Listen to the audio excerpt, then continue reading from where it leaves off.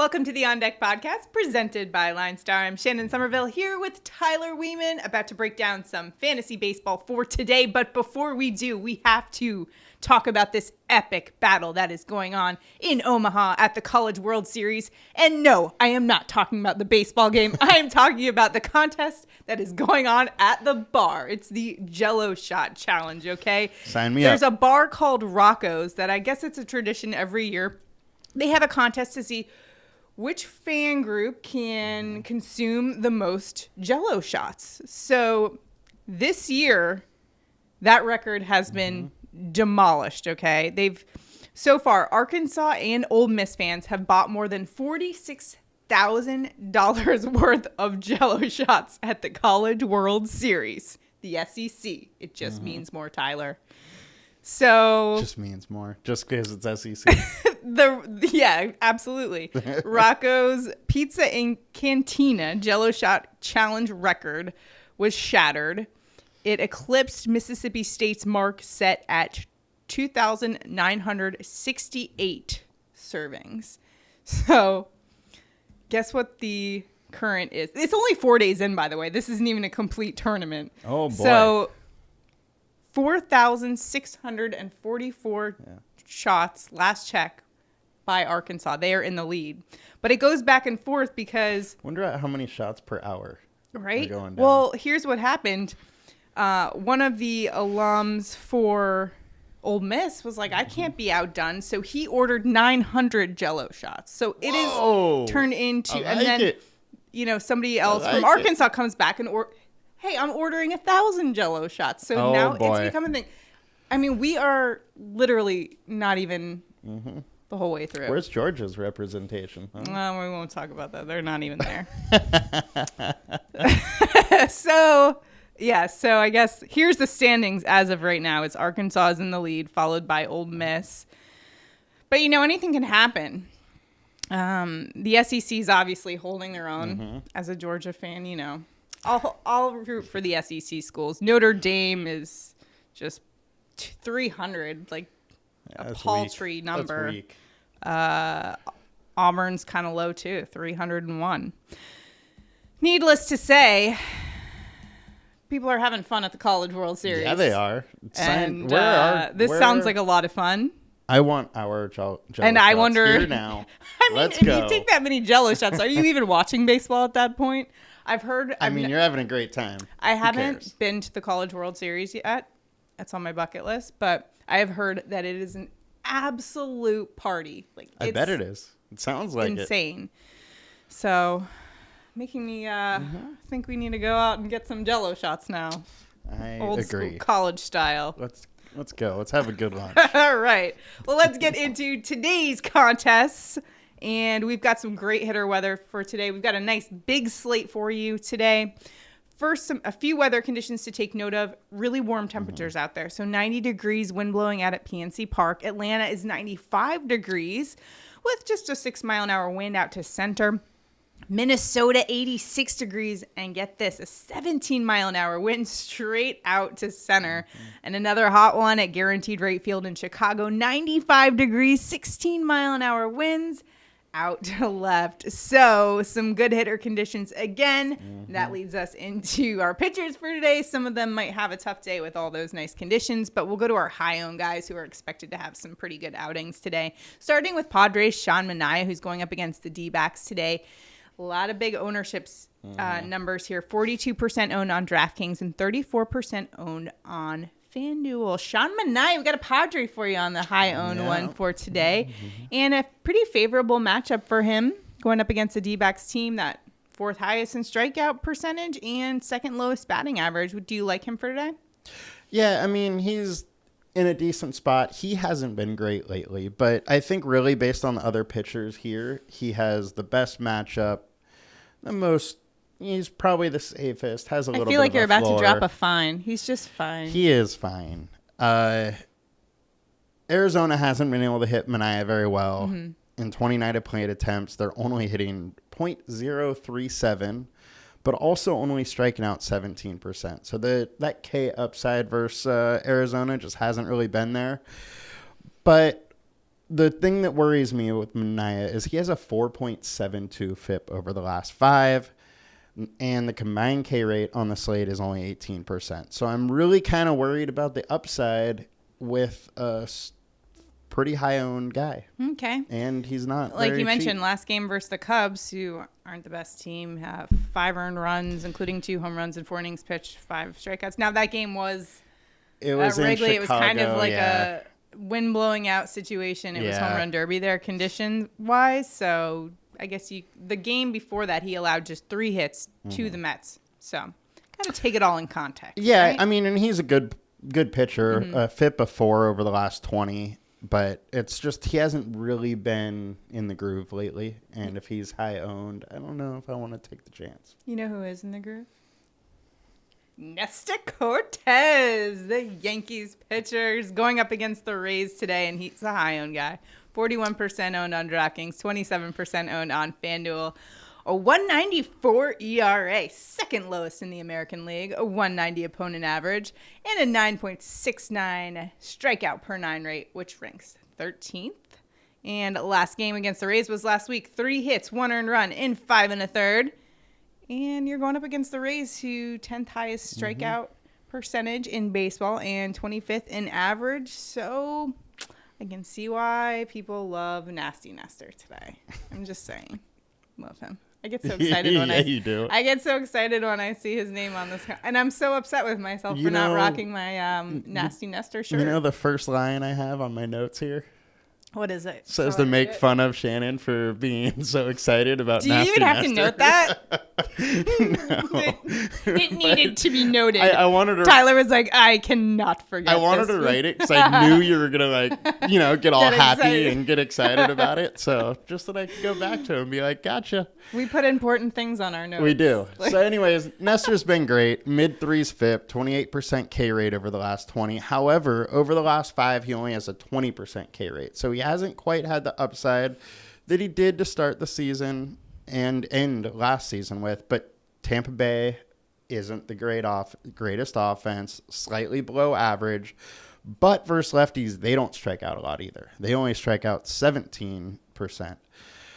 So the combined K rate today is fairly low for Nestor. He does have some good history versus Tampa Bay, though. Yeah. 58 plate attempts, 164 average, 24% K rate. I get why people are going here, but at a 10K salary, it's another spot where I don't know if there's a real big upside. Yeah, except that he rocks a stash like no one can. He does. And now stashes are back in style, I feel like. I might have to grow mine out again. So I think Top Gun copied Nasty Nestor, really, because apparently everyone's rocking stashes now because of Miles Teller in Top Gun, and that's like a thing now. But I think they're copying Nestor Cortez did it first, guys. Just saying. Yeah, I don't know if you really did it first. He was not the first. Let's get to our low guys for today. Another stash here. Another stash. He is a good one. It's becoming a big trend here. Spencer Strider, the Braves righties going up against the Giants today. 19% owned on DraftKings, just 6% owned on FanDuel. So some nice ownership numbers there if you're looking for a little leverage in that department. 2.45 ERA. He's been phenomenal. 161 opponent average. He gave up just 1 hit, which was a home run last game against the Nationals, but 11 strikeouts. 13.91 strikeouts per 9. That is the highest strikeout per 9 rate among any pitcher, minimum 30 innings. He's just been awesome. So to see his ownership numbers as low as they are was a bit surprising to me. I think this is going to come up pretty significantly. However, it's super warm in Atlanta. Atlanta does play more hitter friendly with warm temperatures. Sure. So that could be a good reason why. But he has been incredibly good. 2.06 FIP, 38.6% K rate. The Giants are a top 10 offense, but versus righties, they do strike out at 22%. Strider's StatCast data is great. 51% fly balls, only 18% hard contact. He has just been great, and if the field is not there, I am going to be there. He has a combined K rate of 30.8%. And then his strikeout line is 6.5 Ks, which is 1 K higher than Cortez and Minaya. So I love him if he's or if he's low owned, and I will absolutely be there. All right. Well, doesn't have a mustache, but he has a little beard going. Zach Gallen, the D-backs righty, is going up against the Padres today. Just 9% owned on DraftKings, 2% owned on FanDuel, 2.91 ERA, 2.01 opponent average. So solid numbers for Gallen. Are you going there today? You know, with this mustache theme, we should have talked about the next guy. We got a lot of mustaches. We do. We should have talked about the next guy first. But anyways, Zach Gallen. He's been great. 3.6 FIP, 23% K rate. We're facing a Padres team without Manny Machado. Cronenworth is extremely hot and kind of carrying this offense. But if Gallen can avoid him doing damage, then he probably has a pretty good day. So there's a low total of 7 in the game. Padres are average versus righties, and that's with Manny in the game. Without, they'll even be worse. And they strike out 22%. I see a path where Gallen at low ownership could be a pretty good play. All right. How about this is a good mustache guy. It is a good one. White Sox Dylan Cease. Great mustache going up against the Blue Jays today. 12% owned on DraftKings, 10% owned on We got the all-mustache FanDuel. team. The all-mustache team. Right. Highest K per 9 among... Yep. I wonder if there's a correlation between strikeouts and mustache. I guess like quality of mustache equals higher strikeout rate. Could be. Because it does seem like the hitters just get intimidated. They're like, look at that stash. I can't even do that. He's got the highest K per 9 among qualified pitchers. 2.91 ERA, 2.24 opponent average. Hasn't given up an earned run in his last 4 games. He's been awesome. Why is he so low owned? Yeah, I think it's just because, one, it's against Toronto. There's also good hitting weather in Chicago. Yeah. And it's a Toronto team that's hot. But Cease, his strikeout stuff hasn't quite been there as much as it is. Like last 20, 34.7% K rate. On the last 5, he's at like 28%. So his K rate, his K stuff hasn't quite been there, but he has been absolutely fantastic. And at low ownership, with this high of upside, it's absolutely worth the risk. Cease has also been good versus righties. 193 opponent average versus righties. Toronto has a ton of them. They do. So I like how the matchup kind of breaks down for them. Toronto's a good offense, but they do strike out a decent amount. Just watch out for that weather. Yeah. And... I don't know if Vladdy Guerrero is intimidated by mustaches, but I don't know. After seeing our report, maybe he should be. Maybe Vladdy isn't, but I think the rest of the team might be. All right, that's our pitchers for today. Let's take a look at our stack situation for today, starting with our high-owned stacks for today. And we've got to start with the Angels going up against Royals righty Jonathan Heasley. And ownership really high on the Angels today. Heasley's got a 3.72 ERA, 2.31 opponent average. Now, he does have worse splits on the road. I was asking you as we were taking our notes, like, why are people so in on the Angels today? I kind of just didn't see the path. Do you?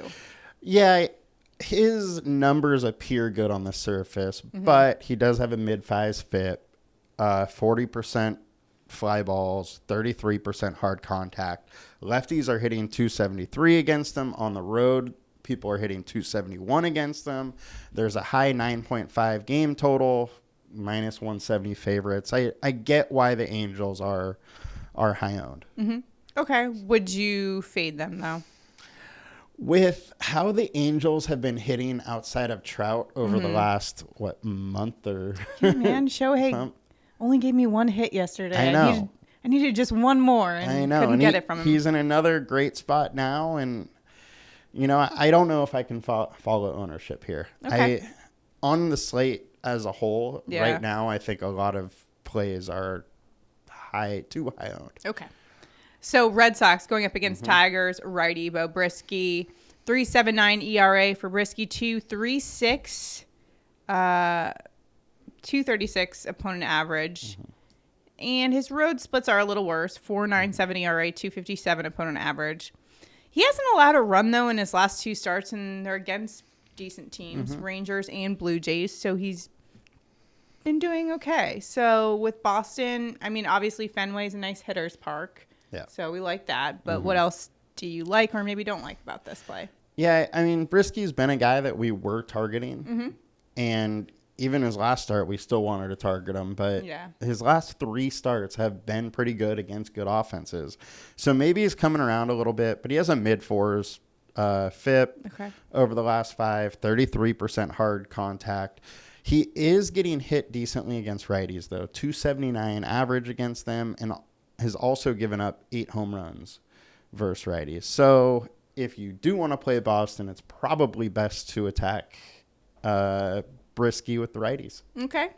How about Pittsburgh going up against the Cubs righty, Matt Swarmer? Now, a lot of people high on the Pirates. They've got a lot of exciting young players that have been just heating up recently.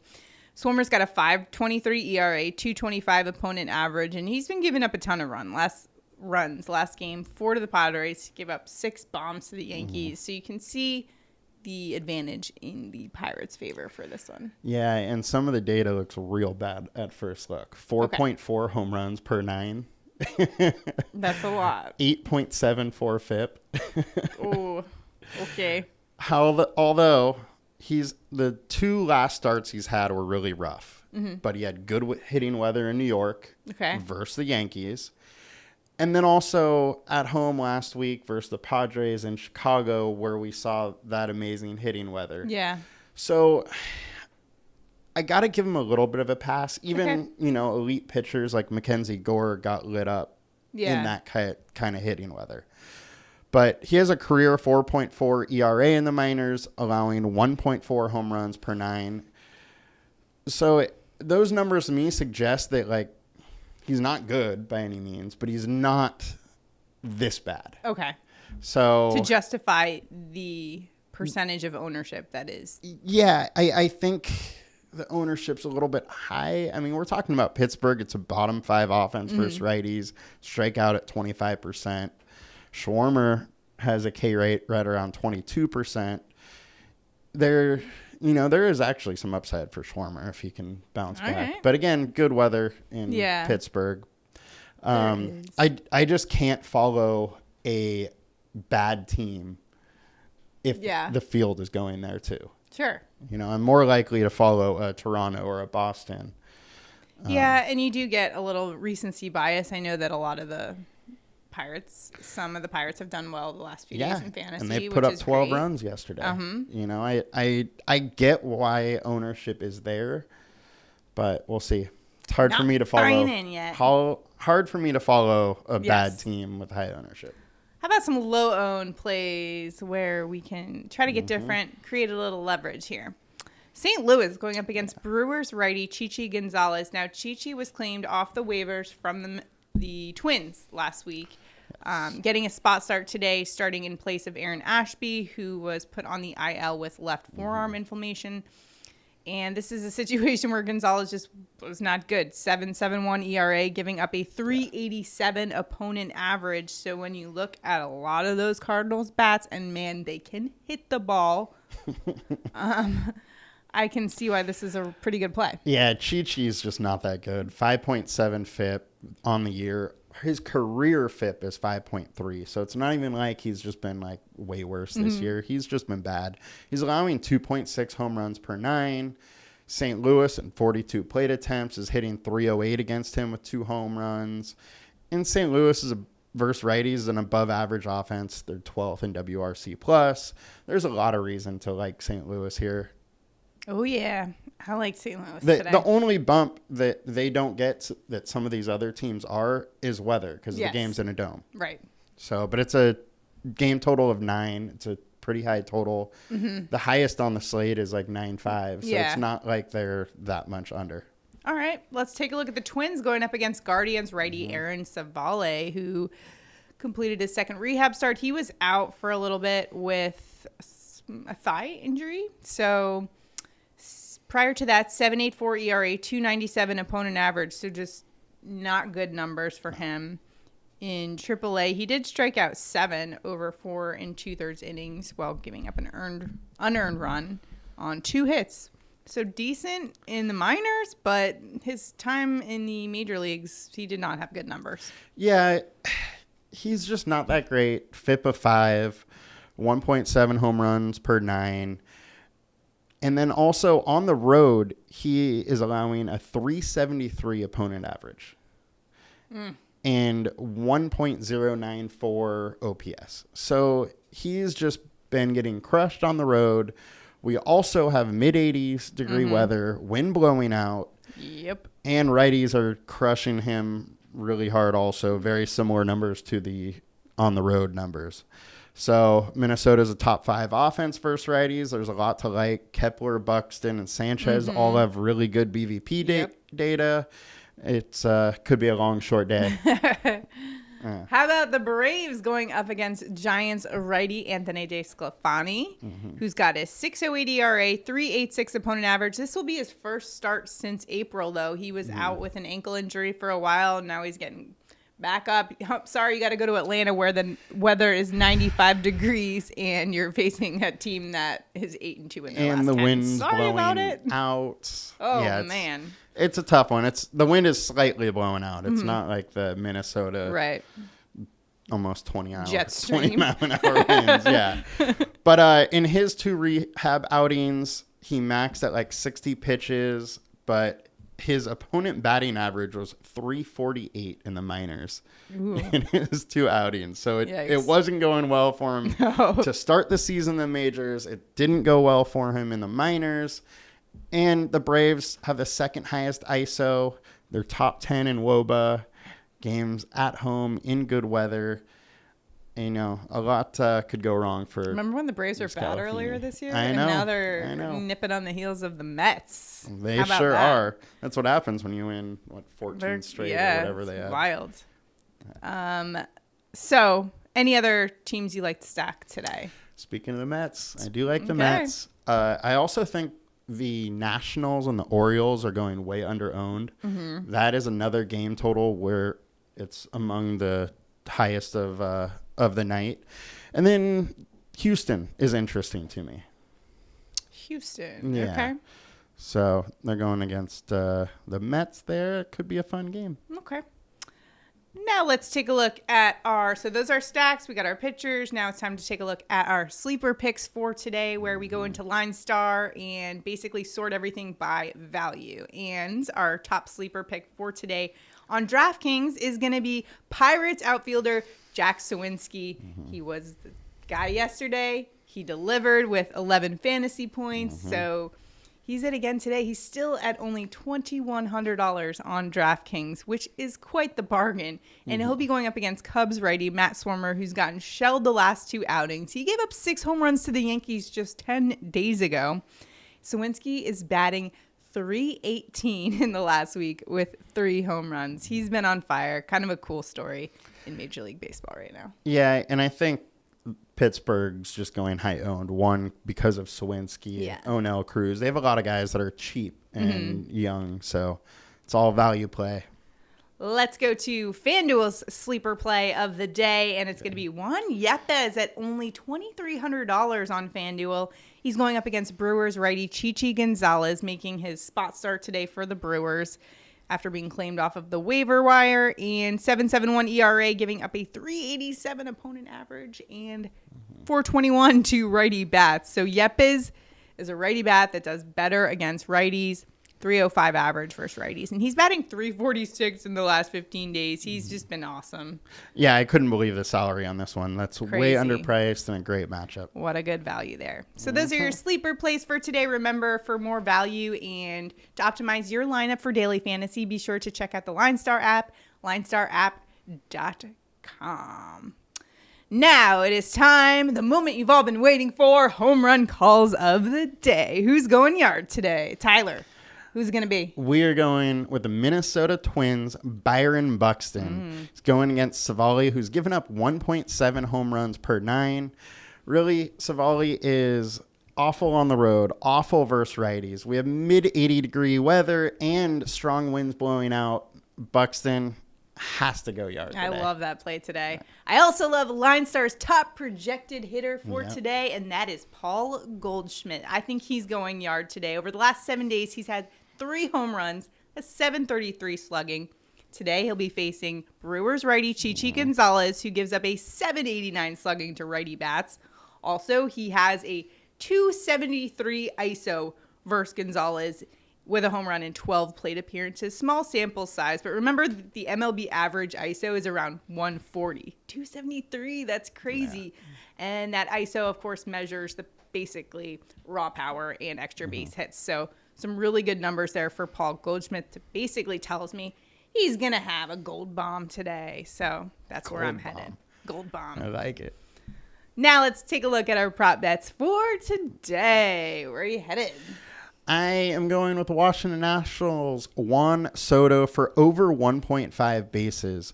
He is plus 125. When I saw that, I thought it was crazy that we're getting him at plus money. There's warm weather. Plus Lyles gives up 297 average to lefties. Soto hits lefties well. He's a career 300 average versus lefties, and he's 2 for 2 versus Lyles. Such a small sample size. It's not really why I'm betting it, but I like Juan Soto today over 1.5 bases. I'm surprised to see that at plus money. It's crazy. It's that plus is money. Kind of crazy. Yeah. So great bargain there. Go get that. I'm going with Cardinals, Juan Yepez over 1.5 bases. We've also got plus money here at plus 120. He's going up against the Brewers righty Chichi Gonzalez, who has gotten shelled in the past, 7.71 ERA, and giving up a 4.21 opponent average to righty bats. And Yepez is a righty bat that's just been great against right-handed pitching, a 3.05 average, in fact. Batting 346 the last 15 days. Give me that Yepez over 1.5 bases. Yeppers on Yepez. Yep. Yep. Yep. I like it. Also, if you want to go for a 2 for Tuesday, you could do a Goldie prop. Now, it's at minus 125 over 1.5 total bases, but it's 2 for Tuesday. Why not, you know? It is. It is. Go in on it. That's going to do it for us today. Remember, if you want to play along, you can, with our prop bets and stuff, you can go to Prize Picks. We'll drop the link below and be sure to click on it. And make sure you subscribe, comment. Give us some love. We've been getting some good comments too. So we have. And thank you, us George. Yes. Thanks, George, for the smiley faces. Yep. We appreciate that. And maybe drop below who you think will win the Jello shot. I've never been a huge Jello shot person. I've had a few in my days. Have you had a few in your day? Yeah, I've never been a huge Jello shot shots are either, trouble. Yeah. The last time I had Jello shots, I'm not doing Jello shots anymore. Let's just put it out. Let's just say that much. They sneak up on you, you know? You got to be careful. So sure do. Drink responsibly out there and bet responsibly. We'll see you guys next time. Good luck on all your daily fantasy today. Have a good one, guys. Bye. I could not hold my sneeze at the end there. I might just leave that in.